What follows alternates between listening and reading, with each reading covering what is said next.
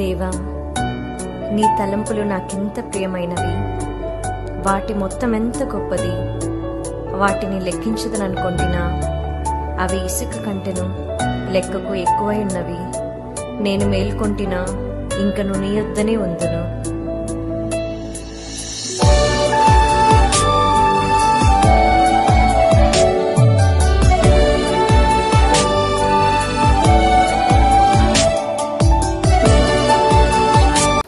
దేవునికి మహిమ ఘనత ప్రభావం చెల్లును గాక. హల్లెలూయా, హల్లెలూయా, హల్లెలూయా. సంతోషంగా ఉన్న వాళ్ళందరూ కూడా చేతులెత్తి దేవుని మహిమపడతానండి. హల్లెలూయా. కూడి వచ్చినటువంటి నాతోటి విశ్వాసులందరికీ మన ప్రభువును మన రక్షకుడైనటువంటి యేసు పరిశుద్ధమైన నామములో ప్రత్యేకమైన వందనాలు చెల్లిస్తున్నానండి. దేవుని బిడ్డలారా, నేను అభాష సంఘంలో కాపరిగా పనిచేస్తూ ఉన్నాను. మా సీనియర్ కాపరి రెవరెండ్ రూత్ రాజేష్ గారు, వారితో ఆత్మీయులు, చక్కని వర్తమానికులు, వారి మధ్య ఇరువురితో కలిసి నేను యొక్క పరిచయం చేస్తూ ఉన్నాను. అందరం బట్టి నేను అంత సంతోషపడుతూ ఉన్నానండి. నిన్న 5:20 అయ్యగారు ఫోన్ చేసి ఏ రోజు వాక్యం తీసుకోమన్నప్పుడు అప్పుడు దాకా బాగానే ఉన్నానండి. ఎప్పుడైతే వాక్యం ఆమె తీసుకోమన్నారో చలిజలం వచ్చి ఇప్పుడు కూడా తగ్గలేదు. తక్కువ తప్ప మాట్లాడలేనా అని అనుకున్నప్పుడు ప్రభుని అడిగాను. ప్రభుని సిద్ధమేమైందో నాకు తెలియదు, కానీ నేను పాస్టర్ అయిన తర్వాత మొట్టమొదటిసారిగా వాక్యం పంచుకునేది నా స్థానిక సంఘంలో చెప్పాను, కానీ ఇతర సంఘంలో చెప్పిన వాక్యం ఏంటంటే ఉమేరియా సంఘంలో, తల్లి సంఘంలో నేను పరిచయం చేశాను, కానీ నడిపే పాత్రను చూశాను, కానీ వాక్యం పంచుకోలేదని ఎక్కడ కూడా. మొట్టమొదటిసారిగా నన్ను ప్రేమించినటువంటి ఈ సంబంధించినటువంటి దైవచనులు మరి శిస్సామెల అయ్య గారికి, అలాగే మధు ప్రసాద్ అయ్య గారికి కూడా నా హృదయపూర్వకమైన వందనాలు చెల్లిస్తూ ఉన్నాను. దానికంటే ముందు కార్యవర్గ సభ్యులకు, కోయిల వారికి, పెద్దలకు, ఉమేరిలో ఉన్నటువంటి ప్రతి విశ్వాసికి ప్రభునామముల వారికి శుభ్రత తెలియపరుస్తూ ఉన్నాను. నేను యోగ్యుడనే కానండి, ఎందుకంటే వారు నాకు పాస్టర్ గారే కాదు, గురువు గారు కూడా. ఇదేంటండి, ఈ వయసులో మీకు గురువు గారంటే అనుకోవచ్చు.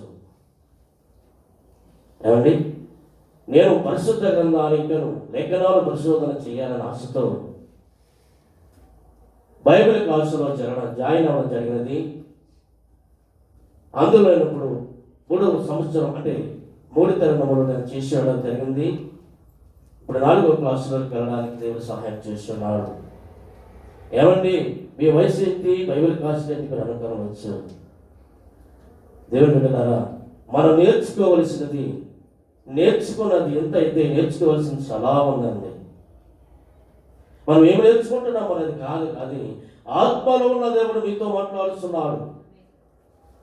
ఆత్మైన దేవుడు మీతో మాట్లాడుస్తున్నాడు.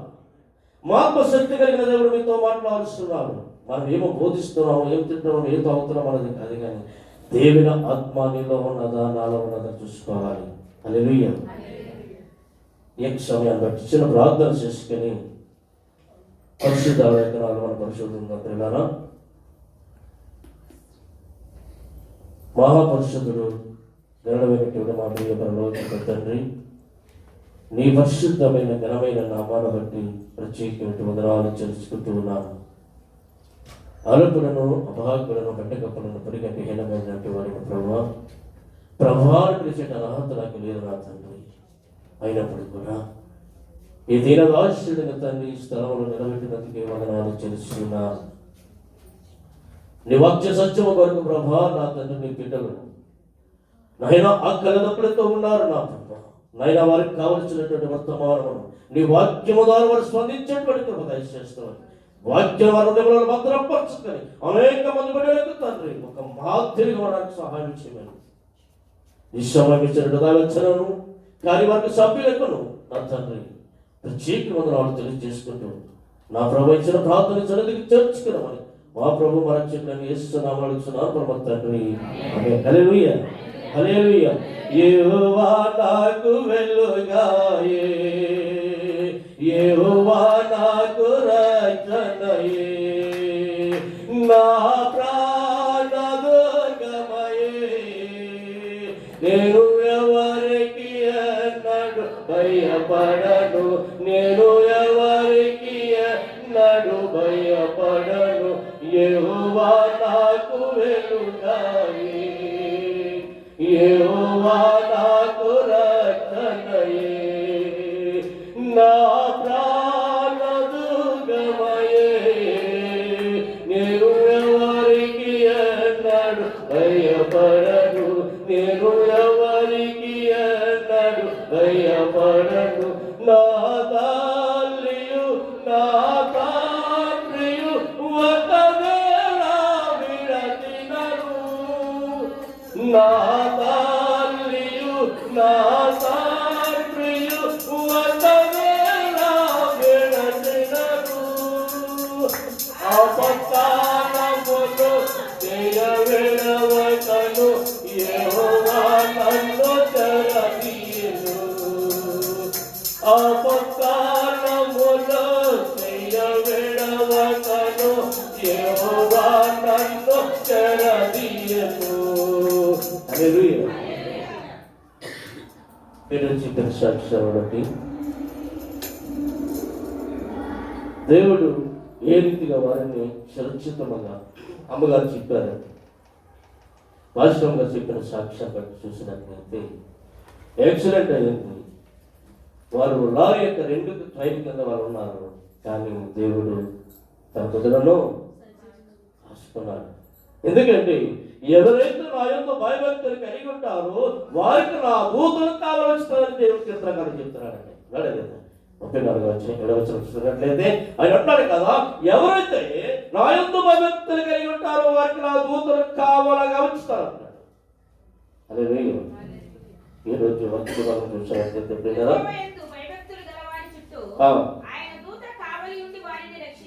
ఎవరు దూత అంటండి?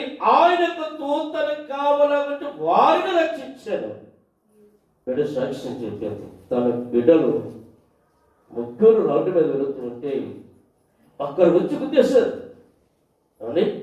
కానీ బిడ్డలకు ఏం అపాయం రాలేదు, ప్రాణాయాపం రాలేదు, కానీ గాయపరచబడ్డారు. గాయాలతో వచ్చాడు కానీ ప్రాణానికి అపాయము రాలేదు. ఎవరి కాపుదల ఉంది?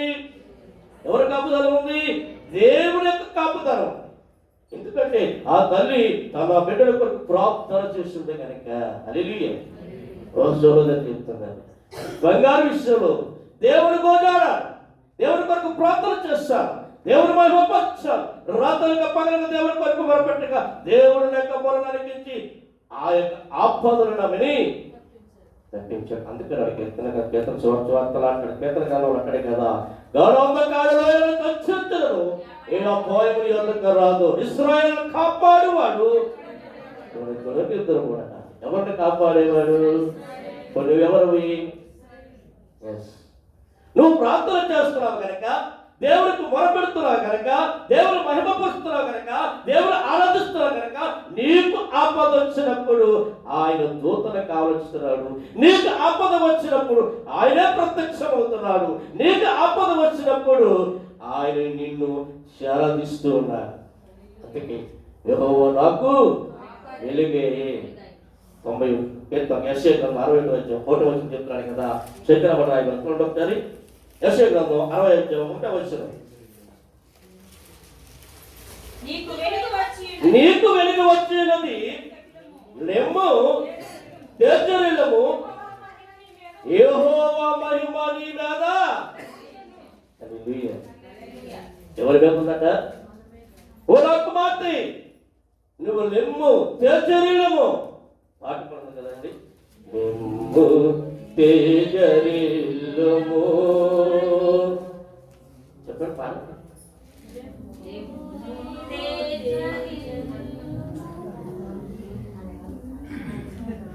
నేను స్తోత్రం కదా. హల్లెలూయా. చదువు మనం గుర్తుంటే పడుతున్నాను. ఓకే, ఇప్పుడు ఏమంటాడండి ఆయన? నా మహిమ ఎవరి మీద ఉంది? నీ మీద ఉన్నది. నీవు నడుస్తున్నప్పుడు, నీవు పడుకున్నప్పుడు, నీవు ఎవరి మార్గంలో వెలుస్తున్నప్పుడు ఎవరి మహిమ ఎవరి పక్కన ఉంది? ఎవరి పక్కన ఉంది? నీ పైన ఉంది. సంవత్సరాలు నీవు జీవిస్తున్నావు అంటే ఎవరి కృప? ఎవరి కృప? దేవుని కృప. అందుకని కదా కీర్తన గ్రంథం పెట్టుకోండి 28 18 28 చూడండి సార్. కీర్తన గ్రంథం 18 28 వచ్చిన అంటాడు కదా, నా దీపము వెలిగించేవాడు ఎవరండి? నా దీపమును వెలిగించేవాడు నా చీకటిని వెలుగుగా చేయను. నా దీపమును వెలిగించేవాడు నా చీకటిని వెలుగుపచేయును. రాజల కేడము నా కాలించి, రాజల కేడము నా కాలించి ఆశ్చర్యముగా తన పాఠము చేసిన. ఎవరు దీపం వెలిగించాడు? నీ దీపము. ఆ దీపం ఏది? ఏ దీపం చెప్పండి ఏంది? ఈ దీపం వెలిగించేవాడు. నీ సజీవులు ఎక్కడ ఉన్నావంటే, సజీవులు ఎక్కడ ఉన్నావంటే ఆయన నీ దీపం ఏమవుతుంది? వెలుగుతుంది. ఆరిపోరా. ఇప్పుడు ఎవరు చనిపోయావా? బ్రతికే ఉన్నావు అంటే నీ దీపం ఏముంది? చెప్పలేదు మీరు. వెలిగించేవాడు. ఇప్పుడు వెలుగులో ఉన్నావు, వెలుగులు చూస్తున్నావు. చీకటిలో లేవు. ఎప్పుడు వెలుగు? వెలుగులు చూస్తున్నావు. ఒక్కవేళ దీపము నిన్ను విడిచి వెళ్ళిపోదనుకో ఏం కనపడుతుందండి?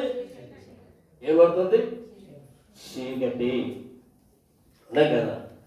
ఇప్పుడు వెలుగును చూస్తున్నావంటే పాయింట్ అర్థం చేసుకోండి. నీ వెలుగును చూస్తున్నావంటే దీపం ఎక్కడ ఉంది? నీలోనే ఉంది. అర్థమైందమ్మా? ఎక్కడుంది? నీలోనే ఉంది. ఒకవేళ దీపము ఎరిపోతే ఏముంది? దీపం అంటే ప్రాణము. ఈ ప్రాణము నీలోనే ఎరిపోతే ఏమవుతుంది? చెప్పలేదు నేను. చీకటి. నువ్వు సరిపోయిన దాని అవుతావు, సరిపోయిన వాడు అవుతావు. ఈ దీపము నీలో ఉన్నప్పుడు నీవు వెలుగును చూస్తున్నావు. అందుకని కీర్తన అక్కడ ఏమంటాడండి? నా దీపము వెలిగించేవాడు నువ్వే. చాలు. నా దీపము వెలిగించేవాడు ఎవరు? నీవే అంటూ ఆయన ఎక్కడ కథకు మాట్లాడుతున్నాడు. యెషయా గ్రంథం 20 చదవండి. 20 వచ్చును 20 వచ్చును. అమ్మా యెషయా గ్రంథం 20 వచ్చును. చదవండి. యెహోవాయే నీకు నిత్యమైన వెలుగు. ఎవరుంటేని నన్ను అడుగుతానండి ఈ సమయంలో. ఈ వెలుగు మనం పొందుకోవాలంటే, ఈ చీకటిని మనలో తీసివేయాలంటే నీకెవరు తోడుగా ఉండాలి? ఎవరు అనండి? అంతేకాదు కదా. కీర్తనకారుడు అంటాడు కదా 23వ అధ్యాయం అంటే కదా, యెహోవా నా కాపరి, నాకు ఏమీ కలుగదు. ఈ సంవత్సరం అంతా కూడా నిన్ను క్షేమముంచడానికి ఎవరు కాపరి ఉన్నాడు? ఎవరు కాపరి ఉన్నారండి? నీ కష్టాలు వచ్చినాయి, ఆయన తోడుగా ఉన్నాడు. నీకు బాధలు వచ్చినాయి, ఆయన తోడుగా ఉన్నాడు. నీకు శోధనలు వచ్చినాయి, ఆయన తోడుగా ఉన్నాడు. నీకు శ్రమలు వచ్చినాయి, ఆయన తోడుగా ఉన్నాడు. ఆయన నీకు తోడుగా లేకపోతే నీ శ్రమలు తీర్తాయా? చెప్పండి, శ్రమలు పోతాయా? బాబు, ఎందుకంటే నేను అంటున్నానండి. అప్పుడు బిడ్డ సాక్ష్యం చెప్పింది, బంగారం గురించి 4,50,000 కట్టాలి. వాళ్ళ దగ్గర పాయస్య లేదండి. ఏం చేస్తుందంటే మనుషులపై ఆధారపడాలి. మనుషులందరూ అడిగింది, ఫలితం లేదండి. ఎవరి దగ్గరకు వచ్చింది? దేవుని దగ్గరకు వచ్చి దేవుని కొరకు మరణించింది. ప్రభువా, నా ఆపద నుండి మీరు నన్ను కాపాడు. ఒక్కవేళ నువ్వు నన్ను కాపాడకపోతే నేను సంపాదించినంత కూడా పోతుంది. అందుకని దేవుని దగ్గర కన్నీళ్ళు విడిచి ఏకవచ్చామని ప్రార్థన చేస్తుందండి.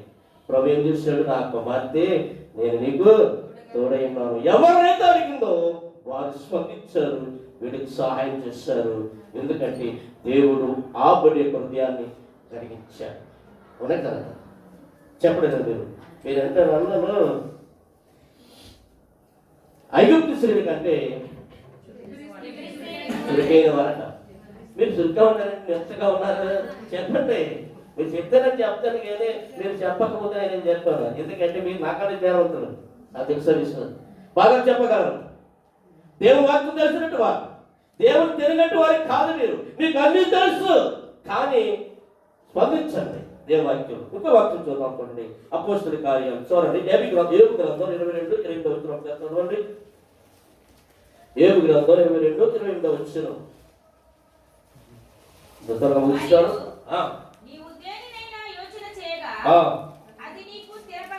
అవును. ఎవరి మార్గముల మీద? ఎవరి మార్గముల మీద? ఇప్పుడు అయినప్పుడు చీకట్లో నడుస్తూ అంటే జనులు గొప్ప వెలుగులు చూద్దరు. చీకట్లో నడవడాలి మార్గము మార్గమే కదండి. ఇప్పుడు మార్గము చీకట మార్గంలో వెళ్తున్నాం. ఇప్పుడు ఆయన ఏమవుతుంది? ఆయన చీకటిలో ఉన్నాము, ఇప్పుడు వెలుగుల మార్గంలో నడిపించాలి. అంటే మీ హృదయంలో ఉన్న చీకటిని, అంటే పాపముల చీకటిని ఏం చేయాలి చెప్పండి?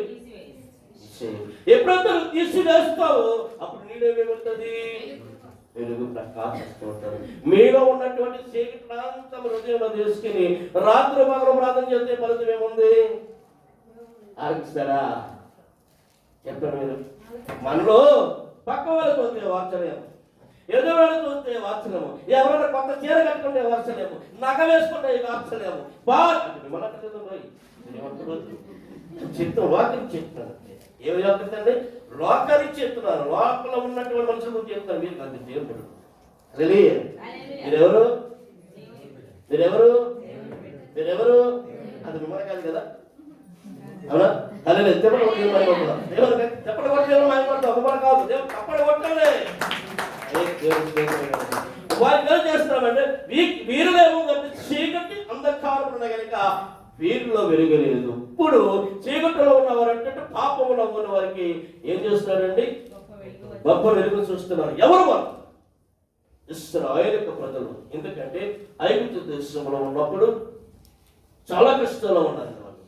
ఎంతో బాధలతో ఉన్నారు, వేదనతో ఉన్నారు. వారి హృదయంలో ఏముందంటే చీకట వైపుతో ఉంది. వారందరూ కూడా దేవుని కొరకు ఏం చేశారండి? ప్రార్థన చేయగా. ద్వితీయోపదేశకాండం చూడండి. ద్వితీయోపదేశకాండం 22:24 వచనం. ద్వితీయోపదేశకాండం 22:24 త్వరగా ముచ్చేసి త్వరగా మీరు లేచి సాగి ఏం చూస్తున్నాం? 2:24 నిర్గామకాండం. సారీ, నిర్గామకాండం 2:24 అలాగున కాగా దేవుడు ఎవరు మొరుగునని? చీకటిలో ఉన్నట్టు వారు, మగ్గుపతో ఉన్నట్టు వారు, బాధలు ఉన్నవారు, సోదరులు ఉన్నవారు, వేదనలు ఉన్న ఇశ్రాయేలు యొక్క తన బిడ్డలైన యొక్క మూలుగులు విని అబ్రహాము, ఇస్సాకు, యాకోబు దేవుడు వారికి చేసిన నిబంధనను జ్ఞాపకం చేసుకొని ఏం చేసుకున్నాడండి? వారికి చేసిన నిబంధనను జ్ఞాపకం చేసుకొని ఎలా అనగా వారికి శిశువు. ఆయన భారం ఏమిటంటే, ఆయన ఆలోచన అంటే నశించున్నదానిని అన్నాడు కాదండి. ఏమన్నాడు? లోకరక్షణ 19:10 చెప్తున్నది కదా, నశించుతున్నదాన్ని వెదక రక్షించడానికి మనిషి కుమారుడు లోకానికి వచ్చాడని పరిశుద్ధ లేఖనాలు తెలియపరుస్తున్నాయి. ఎవరు నశించబోతున్నారు? ఎవరు? త్వర పిల్లలైనట్టు వారు నశించబోతున్నారని దేవుడు ఏం చేశాడంట? వాగ్దానం చేసిన విధముగా కన్యక గర్భము ధరించి అని కుమారుని కన్ను. ఆ కుమారునికి ఏమని పెట్టు? ఇస్మాయిల్ పేరు పెట్టాడు. అంతేకాదండి, ఇస్మాయిల్ అర్థములుగా ఇమానుయేలు అర్థం చెప్పండి. దేవుడు మనకు తోడైన దేవుడు వెలుగై ఉన్నాడు కనుక, తోడైన దేవుడు వెలుగైన కనుక ఆ వెలుగున్న వారిని రక్షించడానికి ఏమంటాడంటే చీకటలు నడిచే వారికి నేను మంచి వెలుగు చూపించడానికి నేను ఈ లోకానికి వచ్చిన ప్రభు చెప్తున్నాను. అపోస్తలుల కార్యాలు 33:11 అపోస్తలుల కార్యాలు 13:47 ముగించి చేస్తాను. అపోస్తలుల కార్యాలు 13:47 ఎలా అనగా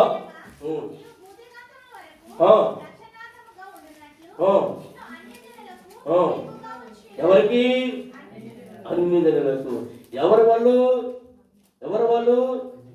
దేవుని ఎరగనట్టు వారు, దేవుని తెలియనట్టు వారు, దేవుని ప్రేమ తెలియనట్టు వారిని అన్ని జనులలో అంటున్నాడు కదా. నేను అన్ని జనులకు నేను వెలుగుగా ఉంచుతానని చెబుతూ అంటాడు కదా. ఆయన లోకారాష్ట్రంతో వార్త చూడండి. లోకారాష్ట్రంతో వార్త 2వ అధ్యాయం 9వ వచనం చదవండి.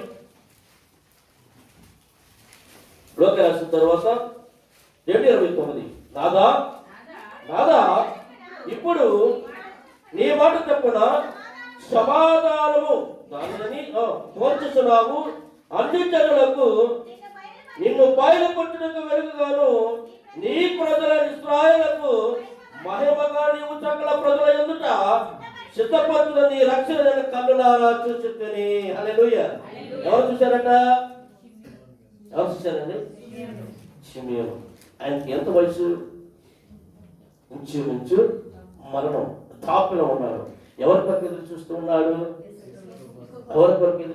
ఆయన ఎవరు చూస్తేనే కానీ మరణం లేదు?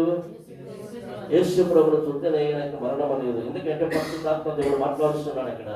యేసు ప్రభు చూడకుండా మరణం లేదు కనుక యేసు ప్రభు రావాలా వద్దా? రావాలి కదా. ఎంతమంది ఎదురు చూస్తున్నట్టు వారు?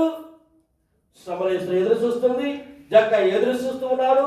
ఎవరి చిమ్యాని అన్న ఎదురు చూస్తూ ఉంది. అలాంటి బిడ్డలు అలాంటి వారు ఎంతమంది ఎదురు చూస్తున్నారు? ఆ దినాల్లో ప్రవక్తల మధ్యలో పడినట్టు వారు. యేసు ప్రభు వారు ఎవరి దగ్గరికి వచ్చాడండి? చూడాలనుకున్న వాళ్ళ దగ్గరికి వచ్చాడు కదా. ఎవరి దగ్గర చెప్పండి? జక్కయ్య యేసు ప్రభు ఎలా ఉన్నాడని చూడాలనుకున్నప్పుడు ఎవరు చూడాలనుకున్నాడు? జక్కయ్య చూడాలనుకున్నాడు. జక్కయ్య యేసు ప్రభు తెలుసా? జక్కయ్య ఎవరు? యేసు ప్రభు తెలుసా? యేసు ప్రభు తెలుసు. ఎందుకంటే చూడాలని ఆశ ఎవరిలో ఉంది? జక్కయ్యలో ఉంది. యేసు ప్రభు ఎవరికి వచ్చారు? మీరు ఎవరి దగ్గరికి వెళ్ళాలి? మీరు ఎప్పుడు ఎవరుంటారు అంటే మీరు దేవుని దగ్గర రాకుండా దేవుడి మీ దగ్గర వస్తాడా? రాడు. అంటే మీరు ఎవరి దగ్గరికి వెళ్ళాలి? మీరు ఆయన ఎవరి దగ్గర వస్తాడు? జక్కయ్య దగ్గర అలా వచ్చాడు. ఏమొచ్చాడండి? దేవుని దగ్గరికి చూడాలని ఆశపడ్డాడు కనుక చూడాలని దగ్గరికి ఎవరికి వచ్చాడంటే యేసు ప్రభువే. జక్కయ్య నీవు త్వరగా నీ ఇంటికి నీవును అబ్రాహాము కుమారుడివే. హల్లెలూయా. ఎవరు? నీవును అబ్రాహాము కుమారుడు. ఎందుకంటే నీ ఇంటికి వచ్చింది. ఇప్పుడు ఆయన వస్తే నీ ఇంటికి వస్తుంది. ఇప్పుడు ఆయన నీలో ఉండాలంటే నువ్వు ఎలా ఉండాలి?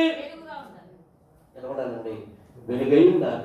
నీలో ఉన్న చీకటిని అందుకన్నాడండి. 1 యోహాను గ్రంథం అంటాడే కదా. 1 యోహాను 10వ సువార్త చూడండి ఒకసారి. 1 యోహాను సువార్త అంటాడే కదా. యోహాను పత్రిక మొదటిది 7వ వచనం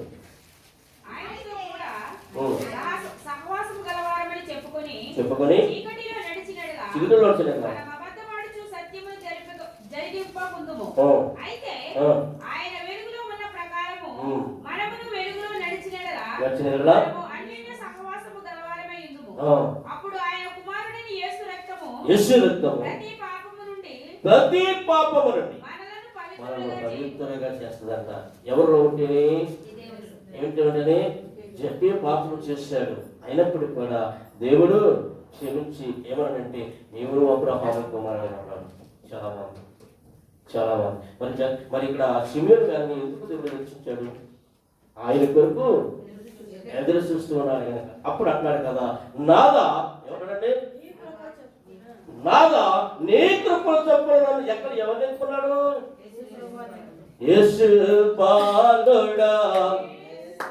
ఓకే,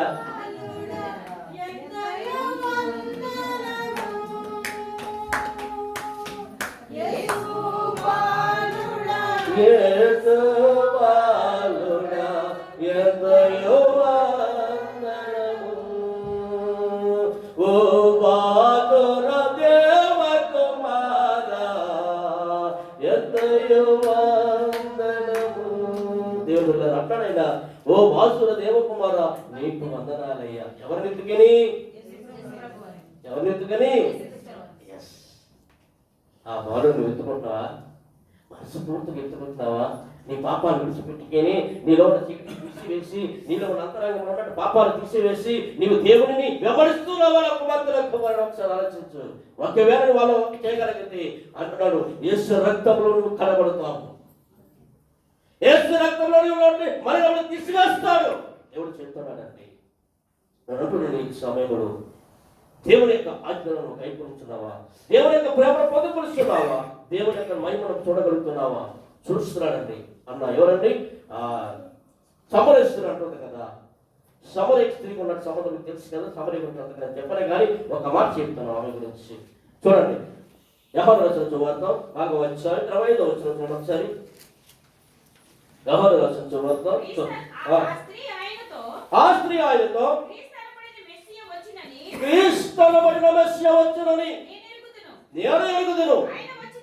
ఆయన వచ్చినప్పుడు ఆయన సమస్తమును తెలియజేయని చెప్పగా దేవుడు అన్నారా? ఏం చెప్తుందండి ఆమె?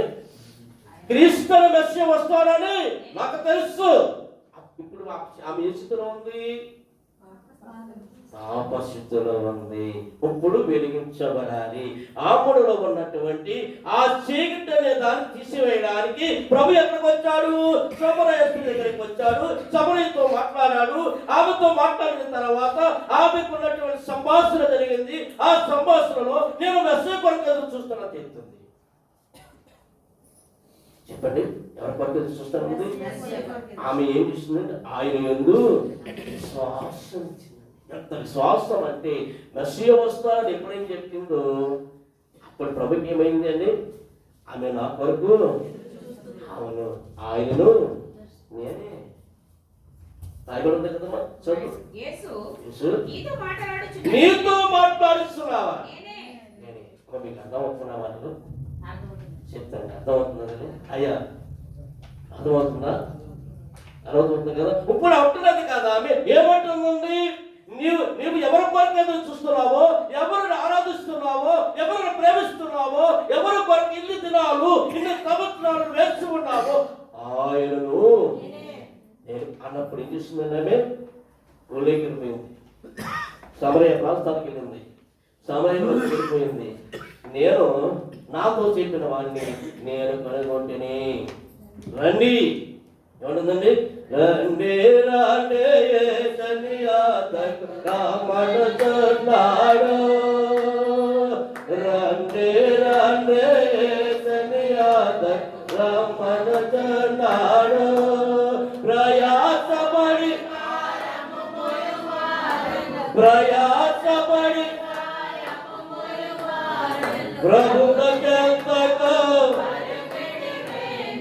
ప్రభును చెంతకు రండి రండి రమ్మడుతున్నాడు. ఇప్పుడు మీరు చేయవలసిన పని ఏంటి చెప్పండి. సమరయ స్త్రీ ఊళ్ళోకి వెళ్ళిపోయింది. సమయం అందరూ పూజ చేసుకుంది. రండి నేను మెస్సియాను చూస్తాను అంది. అందరూ కూడా ఆమెతో కూడా వచ్చేసారు. ఏం సువార్త ప్రకటించిందమే? సమాధానం సువార్తను ప్రకటించింది. రక్షణను సువార్తను ప్రకటించింది. యేసును చూశానని తెలుసుకుంది. యేసును కనుగొనాలని చెప్పి సమరయ ప్రాంతానికి వెళ్ళి సమీరంలో తీసుకొచ్చేసింది. మీరు ఎంతమంది ఇన్ని సంవత్సరాల బట్టి యొక్క వేరే సంఘానికి వస్తున్నారు కదా, ఒక్కరిని తీసుకొచ్చారా? చెప్పండి. స్త్రీలు కానీ పురుషులు ఒక్క క్షణం అండి, ఒక్క క్షణంలో మార్పు వచ్చింది. ఒక్క స్థలం రక్షణ వచ్చింది. ఒక్క స్థలంలోని సభ్యులందరినీ కూడా తీసుకొచ్చేసి ఇదిగో ఈయనే మెస్సియా. నువ్వు చెప్పాల్సిన జవాబు ఏంటి? నువ్వేం చెప్పాలి చెప్పండి? అమ్మా నేను రక్షించబడ్డాను, నా కుటుంబం రక్షించబడింది. క్రీస్తు యేసు యొక్క మరణములు, ఈ క్రీస్తు యేసు యొక్క సత్యాలని ఇదిగో వేరే సంఘములు దైవచరులు, సేవకులు, పరిచారకులు చక్కని వర్తమానం అందిస్తూ ఉన్నారు. నేను రక్షించబడ్డాను. నీకు రక్షణ కావాలంటే నాతో పనుగా నీవును రా. నీ బిడ్డలు ఆశీర్వదించబడతారు, నీ కుటుంబం ఆశీర్వదించబడుతుంది, నీ భర్త తాకపోతే రక్షించబడతారు. నీ కుమారులు ఒక మాట వెలగబడితే రక్షణ పొందినట్టు వాళ్ళు మాట వింటారు. పాత సంవత్సరం మొదలుపెట్టారు. ఇంకా కొన్ని దినాలు క్రితం సంవత్సరంలో మనం ప్రవేశించబోతున్నాం. ఇప్పుడు ఒక ప్రశ్న వేసుకోండి. ఒక సమరయ స్త్రీ వలె ఉండాలనుకుంటున్నావా? ఒక ఎస్టేల్ వలె ఉండాలని ఆశపడుతున్నావా? అన్న వలె ఉండాలని ఆశపడుతున్నావా?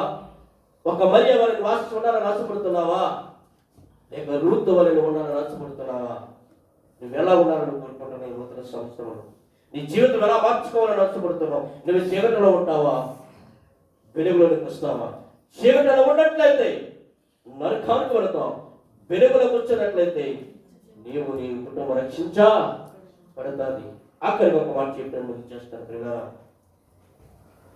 చూడండి, అదే లోకాయన వార్త 79 మొదటి అధ్యాయం 79 వచ్చిన నేను చేస్తాను. ఒకసారి చూడండి. మన దేవుని మహావాత్సల్యమును బట్టి వారి పాపములను క్షమించుట వలన తన ప్రజలకు రక్షణ జ్ఞానము ఆయన అనుగ్రహించినట్లు స్తోత్రం. ఆయన మార్గములను సిద్ధపరచుటకై హల్లెలూయా. నీవు ప్రభువునకు ముందుగా నడుతువు. హల్లెలూయా. చదవండి. మన పాదములను సమాధాన మార్గములోనికి నడిపించినట్లు చీకటిలోను మరణ ఛాయలోను కూర్చుండు వారికి వెలిగించుటకై. ఎక్కడండి?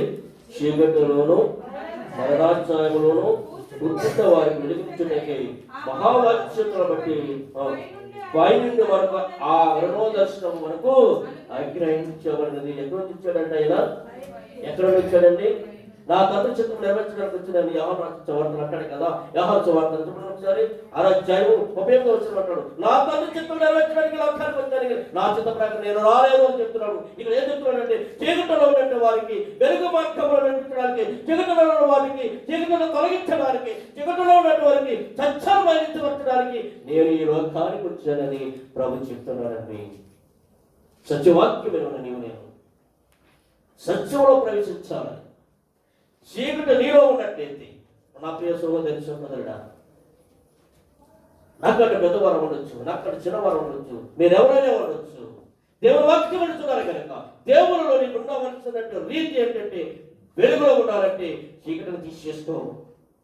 ఇన్ని సంవత్సరములు నేను ఎలా జీవించాలందుకు వచ్చేది కాదు, కానీ ఈ నూతన సంవత్సరములను ప్రవేశించే నీవు ఎలా ఉండాలంట? ఎలా ఉండాలండి?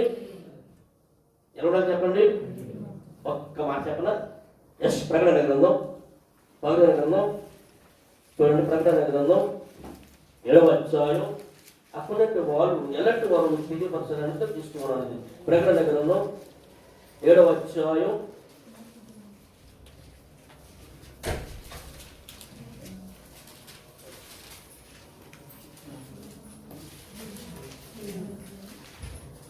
7వ అధ్యాయము 11వ వచనం చదవండి.